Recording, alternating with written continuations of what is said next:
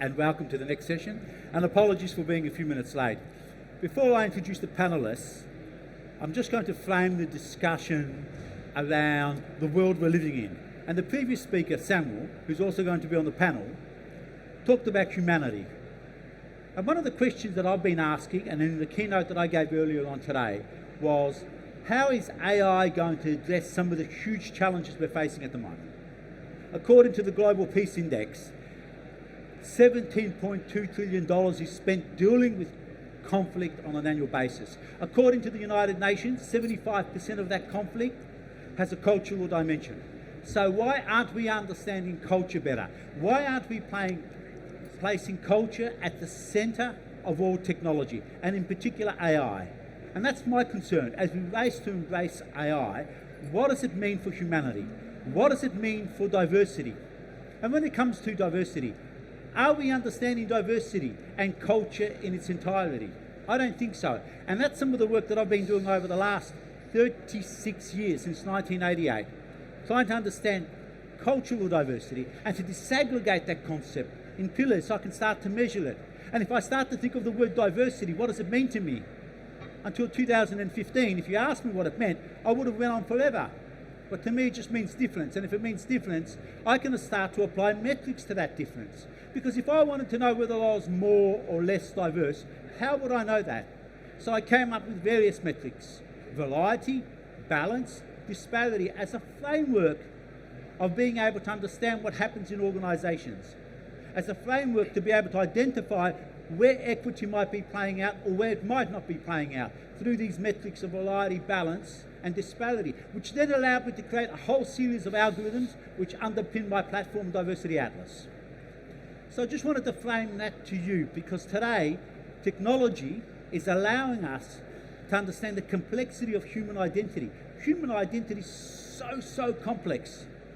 If you think of how complex it is, and we just take language or take cultural diversity and disaggregate it into language and speech communities, and secular and non-secular traditions, and countries of birth, as well as cultures and ancestral groups, we came up with 42,000 attributes that underpin our database. Now begin to intersect that against gender expression, gender identity, biological sex, sexual orientation, position level in an organisation, position type, your age, and so many other dimensions. And we're all as unique as a fingerprint. What role will AI have to being able to understand that and move beyond the broad categories where we get dumped into whether you're Asian or South Asian or whether you're black or white, where we start to conflate these different categories together? We can do that now, and technology can allow us. But today, I'm going to be joined by 4 panelists who are going to share with you their experiences and their insights. Roberta Cianetti, the Senior Digital Executive and International Keynote Speaker. Samwel Magesa, who just spoke before, he's the Chief Data Officer of NBC Bank. Christopher Knight, the founder of Every Child's Future and Senior Manager at Data Acceleration at FinOps BT, British Telecom. And last but not least of all, Craig Poku, the Non-Executive Board Member at the National Environment Research Council. Please, put your hands together for our panellists. I'd like to start off with Roberta. And Roberta, you're the only woman here, and we know that women are grossly underrepresented in this area of diversity in tech. I think something like less than 2% of all the startup funding in the world goes to women founders. And I could roll out a whole range of other statistics, and I might come to that later if I have any time. But Roberta, are you able to maybe let us know some of the challenges that you faced and how you overcame them in your work? So thanks so much, Peter. I'm actually very happy to be here at 2 fantastic days, and really happy to be here on this panel. I think I've been quite lucky in my professional journey and career. I've always had, quite a lot of people trusting in me and believing in my capabilities solely based on merit. So I'm really happy with the people I've encountered luckily in my life. But of course, as you say, challenges are pretty much behind the corner. Imagining that as a woman and as a mom, really recently of a toddler, kind of work-life balance is definitely one of the, I would say, biggest challenge in general in managing everything, and at the same time having sometimes men coming to me and really understanding, like it happened, like a recent story. I was given the opportunity to join on a global role, and I had some people coming to me, and I don't think very innocently and not, probably not noting the bias here, asking me how you're going to do it because you recently become a mom, so how you're going to manage everything. And of course, as a woman and as a professional, you always feel like you have to solidly put up your presence out there and be very, kind of authoritative. So I think that, as Samwel was saying in his previous speech, which I love, by the way, we are basically our past experiences, and everything is affecting the way that, probably my career today has been affected by biases that I've encountered in the past as a young woman. Roberta, I hear that. I hear that we're all part of our lived experiences that we've had. But in terms of your workforce, what do you think workforces could do to help women stay in the workforce once they've had kids? Because a lot of women do leave workforces, and a lot of workforces, organisations don't know how to, keep women from working. What do you think that could do? Well, first of all, flexibility. I think that particularly we had an opportunity during COVID to change the way, of the workflow. Was a very tough time, particularly for me. I mean, I was pregnant in that time, and I was on my own, so mentally, I would say challenging. But I think it was also an opportunity to transform the way that we work and transform the way that we imagine ourselves out there. And I think respecting everyone's backgrounds and differences is the first thing that companies should do, to really know your workers, and you can achieve your goals without staying in office Roberta, I just want you to hold those thoughts because I want to move to Samwel, if that's okay. But I'm going to circle back to you in a moment. Sam, you've done a lot of work in the back end and the front end, customer-facing work in the banking industry. Are you able to let us know how we might be able to leverage AI to reduce systemic barriers of participation? All right. So. I don't know. My experience has always been. I've been in leadership for more than 10 years, in data, in banking, and in different roles across the group. I can honestly tell you that women deliver better than men. I can tell you for that. It's a fact. They articulatively deliver better than men. And why do you think that is? I mean, do you think that's a biological reason? Why would you say that? Very interesting question, but I think because of that stereotype that they cannot do a certain thing. They usually do it better, and it's more of a story because personally, my mother in my country was one of the first few mechanical engineers that the country ever produced. Now, being raised by a woman like that, I think it shapes how you look at things, that you look at things with possibilities. And throughout my career, I have had that understanding that actually women can deliver better, but it's how you engage, how you collaborate with them in making sure that they deliver. Because the society that I come from, as Roberta has said, you find that most of the people who are within my department, for example, they are mothers, they are full-time mothers, they have kids, they have that, they have this. So if you don't put that into calibration, you might find that you are not having people who are delivering because of some of the things that you could upfront take care of them as a leader. Yeah. Yeah, thank you very much. You make some really interesting points, and a lot of the research out there tells us that there are some distinct differences between women and men. And a friend of mine, Juliet Burke, I don't know if anyone here knows her, she sits on my advisory, wrote a book called Which Two Heads Are Better Than One? And the Extraordinary Power of Diversity of Thinking and Inclusive Leadership. And what she says in her book is that the 2008 financial crisis that we had there been more women in leadership positions and in the finance sector, that crisis wouldn't have happened because men are a lot more, they're bigger risk takers. So natural, and she goes into a whole scientific explanation. So I think we need more women in leadership, absolutely. And I think men have been leading the way for the last 12,000 years, and I think they've stuffed it up, and I think it's time for us to take a back seat and allow women. But I want to hear from Chris now. Chris, you've been doing an enormous amount of work, charity work, and your daughter, Alice, inspired you to create Alice. Would you like to maybe share that with us and how that came about and how that's creating change across the world now? Yeah, of course, yeah. So my perspective is somebody who's neurodivergent.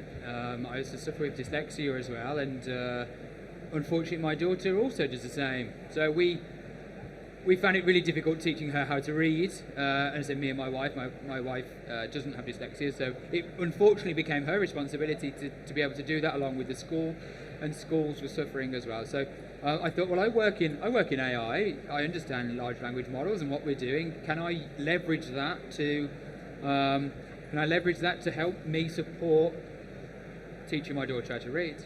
So since doing all of that, and over the last sort of year or so now, we're just about to be ready to give that to every child in 145 languages in every school for free, because we don't want there to be, what we want to be able to do is use that, use the technology that we're all talking about now to be able to help everybody. So I think the perspective that I've taken recently in terms of the barriers, and we just talked there about women, but what I wanted to say just very quickly on that subject was, I'm really proud of BT, because, which is where I work, because my boss and her boss and her boss and her boss, so the full chain of my command is made up of 3 women from India and with an Indian background, and 1 woman from Scotland. So all of my upwards is, and you're right, they make some fantastic decisions of driving the same way, and the other way around as well. The way that you underneath in my pyramid, it's very much similar. So I'd say that we are at BT specifically, and I'm not quite sure everywhere else, but really driving to include more women and to actually have women in leadership and empowerment roles. And I fully understand and agree to your point that they're doing a fantastic job. Well, thank you very much, Christopher. And it was really the work you're doing is quite noble, and I was quite inspired by your work and how your daughter, gave you the inspiration to go off and make a difference. Yeah. I do wonder how we're going to get to all the other people out there in the world. There's 5.3 billion people in the world that have access to the internet, and there's another 2.8 that are missing out. How are we going to get to those? I think of my parents, my mother who never went to school. At the age of 8, she was sent to the neighbouring village to work as a full-time housemaid. At the age of 13, she was sent into the city to go and work, and then she migrated to Australia. And 70 years later, she still doesn't speak a word of English. She's not interested in being part of the internet, although we did buy her an iPad, and she seems to just press randomly things. And she sent me something today, and I said, what on earth is she sending me?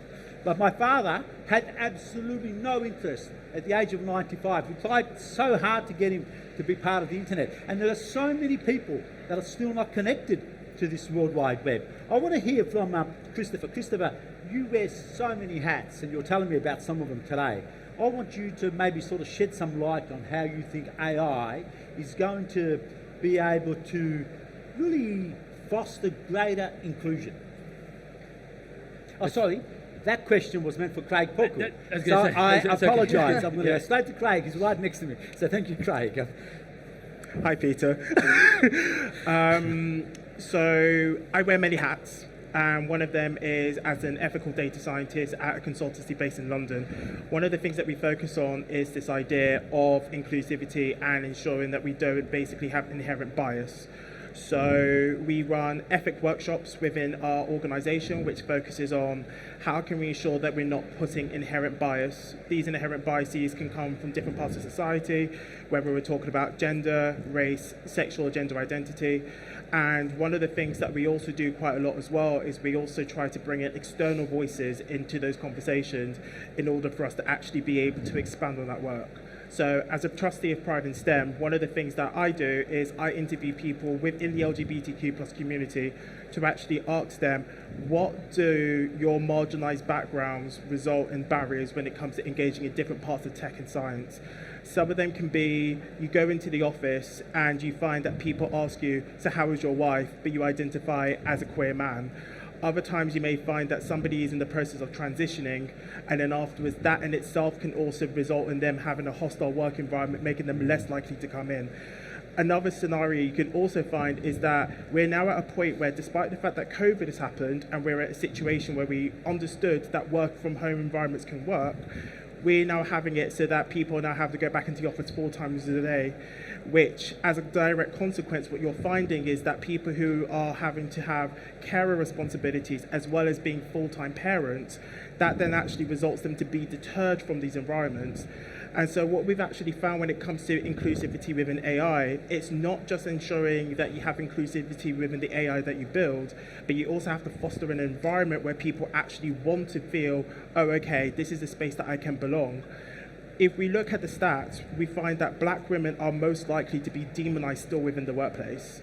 And the reality is that despite the fact that we've had all of these big progress moments, so actually you talking about what's happening at BT is a really good step, we still have a way to go. So it's one of those things that is also fostering the people as well as the AI at the same time in order for us to be able to overcome that barrier.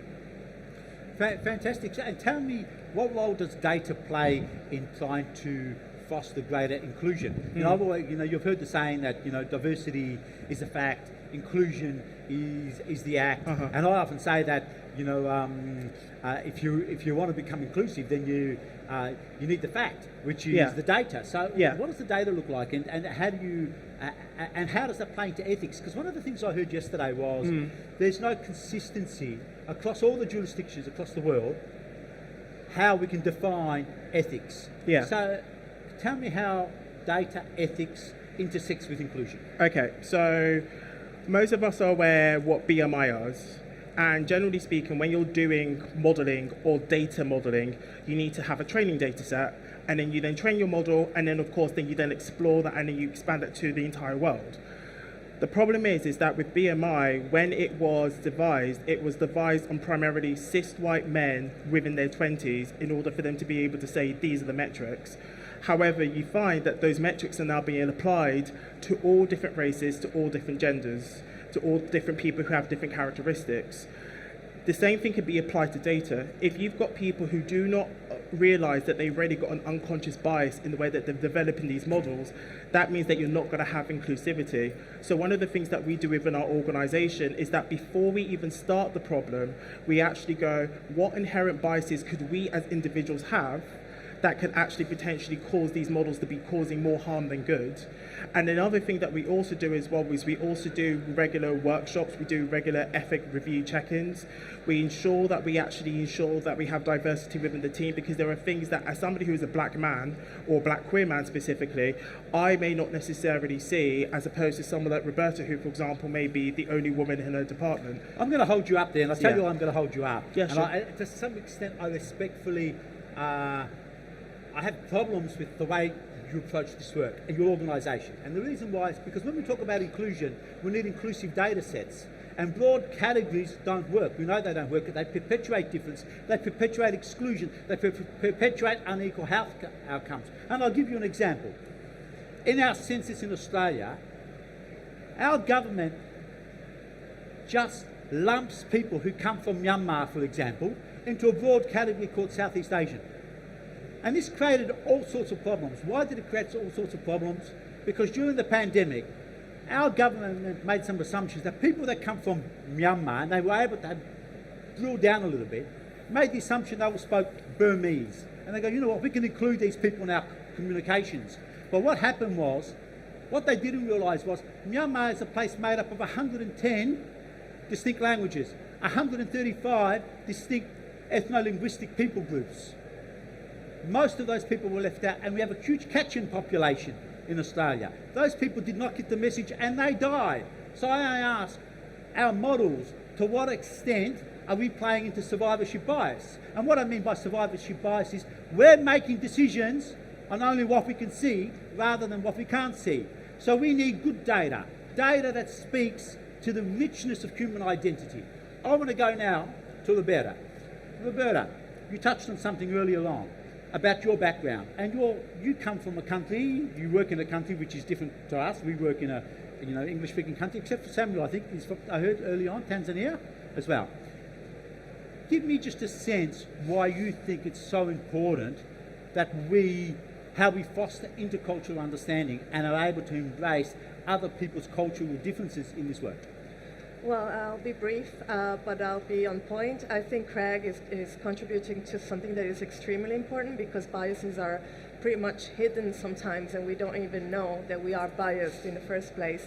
But I think that's super important in particularly in international companies, global companies, where you will have people that maybe never meet in person sometimes and don't even really understand and know that culture of belonging. And that culture of belonging, of course, impacts who we are in the first place, and the way that we process our work. Maybe, in Italy, we write longer emails. We are more like wordy. Maybe in England, it's more like a brief and crisp style of emails. I mean, all of these things. And it's really important that we are not biased by cultures, but we get to know culture. So I believe that would be super beneficial for every one of us to be trained and be open to culture, because that is a huge richness in diversification of a company background. Yeah, absolutely. One's ethno-linguistic background shapes cognitive processes. It influences absolutely every aspect of our life. It gives expression and meaning to how we go about living. And in our work, when we focus on the metrics, which I talked about earlier on in my opening speech, one of those metrics is disparity. And I'll tell you how that plays out in language. Let's say in one group we had an Italian, French, Portuguese and Spanish speaking person, all Romance speaking languages. And in another group we had an Italian, Arabic, Japanese and a Native American Cherokee. Where do you think the diversity is going to be greater, the difference? Because if diversity just means difference, where do you think it's going to be greater? In the second group. So that metric is extremely important that we understand that. I recently heard Supriya Jha, who heads up the Global Diversity, Equity and Inclusion for SAP, and she said to me something very interesting. She goes, my gender is less important to me than my identity as a Hindu. And she went on to explain why. And she said, it's really simple. It informs what I eat. It informs what I wear. It informs how I give expression and meaning to absolutely everything I do. It informs how I approach every encounter. So why do we, in the work of diversity, equity and inclusion, why are there barriers against people who don't feel comfortable enough to be able to bring their full self to their work and bring an aspect of their identity which really gives a lot of meaning to them? So don't ignore secular and non-secular traditions in the work of systemic barriers, reducing those systemic barriers against people. We're moving on, we've got about 6 minutes and 34 seconds left, and I want to hand it to the audience. But before we hand it to the audience, I would like to hear from each of the speakers, what are maybe two things you would like the audience to take away from today?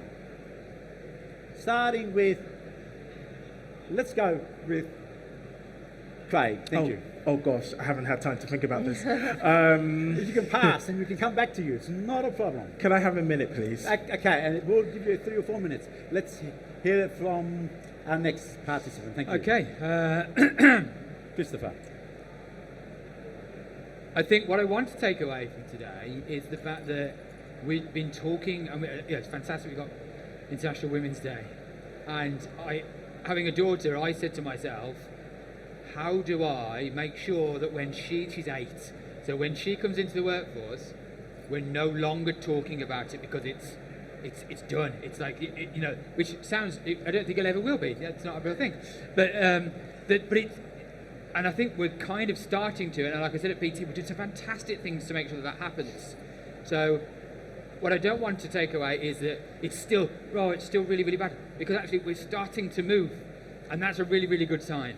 And I'm definitely. I'm not too sure I totally agree, but I reckon I want to move on. And if we get time, I'm going to come back to you. Why? Samwel, let's hear from you. What are 1 or 2 things you'd like the audience to take away today? So for me, two things which are very important. For me, humanity is very key. It's very key. Humanity goes beyond anything that we do. We can have better technologies, we can have better titles, we can have better at everything. But humanity is key. Treating each other the way we want us to be treated is very vital for the survival of anything that we wanted to survive. So, but that requires a huge competency at the end of the day, and that competency is, you know, an intercultural competency, being able to navigate your way through how others, you know, behave and do things. That is very important, and I will go back to the culture that Roberta has said. We all know it's very difficult to compromise. It's very difficult. You know, I always say this in most of the meetings that I've had. The difficult thing to do in the world is to actually have a perspective of another person. If you can achieve having a perspective of another person, then you would see, you would see and compromise, because you would have that vision of how other person sees things. Right. And the best way to do that is to see how you want to be perceived. If you want to be respected, if you want to be praised, then reciprocate that, praise somebody, give somebody something good in return, because that's how you feel. You feel good when I tell you you look good. So why don't you tell somebody you look good? I want to hear from Roberta, because I know there's questions that people want to ask us. Roberta, let's hear it from you. Well, first I'll just say one thing. Speak up and share with other people your experiences. Don't be afraid of discussing pay gaps. Negotiate for yourself. Men are really great doing this, probably more than us. I don't say this, statistics do. But don't be afraid of sharing, even if you have burnout or low moments, or try and build up communities really of support within your networks. Thank you, and back to Craig. Thanks. I'm going to say two things. The first one is, if we're going to have diversity, we need to have more inclusive spaces. So use your privileges to try and bring people who don't have access to those spaces into those spaces, and ensure that you can use that privilege to ensure that those spaces are safe and that they're not going to cause any perpetual harm. Okay, over to the audience. Do we have any questions or comments? Okay, in the front row, 2 questions here, and the third one over here. So maybe we'll take all 3 questions, and then we'll get the panel to be able to answer them. Yeah. First of all, thank you very much, all the speakers. That was very enlightening what you've said today. The question I want to ask is, what advice could you give to aspiring students and individuals that are skilled and qualified towards not being able to be recruited into jobs? So what advice would you give to aspiring students and people who are qualified? Okay, can we take the second question? We'll take the 3 questions, and then we'll try to answer them. I think the person next to you there. Thanks. Thank you. My question is to Craig, actually, or anyone on the panel. Thank you very much. I've attended this program, and yesterday there's a buzzword that kept jumping out at me, and that is biases, right? And I understand from what you have said. So, and you said how you will try to address that in your own environment is to check whether there are inherent biases. And so my question really is, how do you get to do that? And when you identify such biases, what do you do? What next step do you do to purge it? Because at the end of the day, we're all looking at how to get these biases out of, every good work we're doing, Okay, and the final question over here, thank you. And then we're going to quickly wrap them up. Thanks. Some answers, brief answers. Thank you. Hi, thank you, first of all. So my question is more for neurodiversity, because I'm a mother of 4-year-old twins who are both neurodivergent. So when it comes to education, it's very difficult to get education adapted to neurodiversity, not just because they are different to neurotypical people, but because they are each very different to each other and unique. And we're still discovering new types of disorders or conditions ongoing. So from your perspective, how important it is to get the government involved in this, particularly that even if you have the developers who are neurodivergent, it's quite difficult to get kids who are neurodivergent to test, because you cannot test if you're under 16, for example. You cannot be testing subject. Thank you. We've got just a few seconds left. Just some really quick responses. I might get, we'll go backwards with Christopher, because Christopher has a lot of experience in the neurodivergent space. Christopher, just a brief answer, and then we'll go to Craig, and then we'll go to the other two speakers to answer the other question. Great question. Yes. Answer. We definitely need the government to start to step up a little bit more. We've got hundreds, probably thousands of people like myself across the UK who are trying to use technology to be able to help our children, but unless we get some support from the government and we start to get some new procedures and laws and processes, and crucially help for the schools. It's not the school's fault that they can't do this. They have guidelines they've got to follow. So yes, we definitely need to, and I'm happy to talk to you about that anytime. Thank you. And Craig, will you have to answer the second question? Thank you. I'll go into more detail afterwards, but the general gist of it is, for me personally, how I address my own bias is, if somebody tells me something that I'm doing and I have the state of discomfort, then I go, why? I then go and do my own research, I do my own reading, try to tell those stories, try to bring people with those similar experiences in. And it's one of those things where it's just a continuous learning process, and you never get to the end, and it is hard, but it's one of those things where it's just a continuous cycle. But we can talk about it afterwards if you want to. And the very first question, Roberta, are you able to maybe speak to that about, students who have excelled struggling to make, career progress? I'll just say two things. It's also a complex question, but happy to step up later if you have more. But I think, first of all, try and build networks, try and join communities, and events like this are a great way to, get opinions out of other people. And second, I would say, don't be afraid of applying for jobs, because as women, we apply when we tick all the boxes, while percentages say 100% of all the requirements, while men just apply when it's 60%, right? So don't be afraid to put yourself out there. That's the first one, because sometimes we limit ourselves before others limit us. Thank you very much, everyone. Please join me in thanking Roberta, Samwel, Christopher, and Craig, and I'm Peter Mousaferiadis. Thank you very much.